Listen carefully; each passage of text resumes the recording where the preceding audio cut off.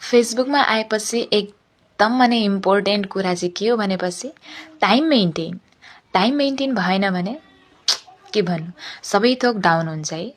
किन भनेपछि जब हामीहरू मर्निङको पोस्ट हाल्छौँ नि, मर्निङको पोस्ट एकदम मर्निङमा हाल्नुपर्छ। अब एकदम मर्निङमा हाल्नै पर्छ हो। कतिपय यहाँ भ्याउनुहुन्न, कतिपय एकदमै बिजी हुनुहुन्छ, तर पनि ट्राई गर्नुपर्छ कि मर्निङको पोस्ट एकदम मर्निङमा हाल्न भनेर।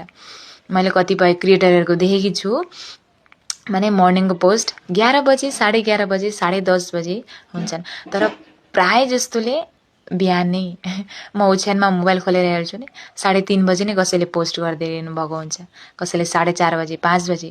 धरिदिनु आजकल त अब ठन्डा महिना लाग्यो होइन, र कसैले 4 बजेबाट, कसैले 3:30, 5 बजेबाट स्टार्ट गर्नुहुन्छ।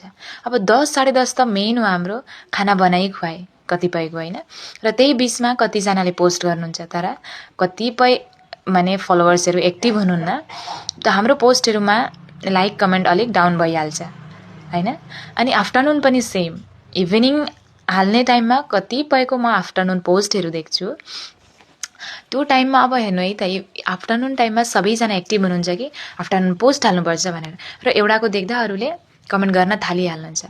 त्यो टाइममा आफ्टरनुन टाइममा ठिक्क आफ्टरनुन टाइममै हाल्यो भने पोस्टहरूमा कमेन्ट र लाइक आउँछ, र इभिनिङ टाइममा हाल्यो भने आफ्टरनुनको पोस्ट कता आओस् आफ्टरनुनको पोस्टमा कमेन्टहरू, किनकि उता इभिनिङको स्टार्ट भइसकेको हुन्छ।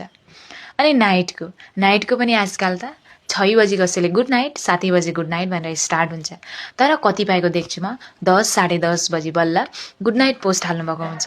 तर गाइस आजकल त छिटै अन्धकार हुन्छ नि, र त्यही लागि मान्छेले 7 बजी गुड नाइट पोस्ट भनेर हालिदिन्छन्, र त्यही लागि अहिले चाहिँ माने टाइम मेन्टेन गर्न एकदम जरुरी छ हो। तपाईँहरूले भ्याउनुहुन्न, बट एटलिस्ट त्यो मर्निङको टाइममा, त्यो आफ्टरनुनको टाइममा, त्यो इभिनिङको टाइममा र त्यो नाइटको टाइममा पोस्टहरू हाल्ने धेरैभन्दा धेरै कोसिस गर्नु होला।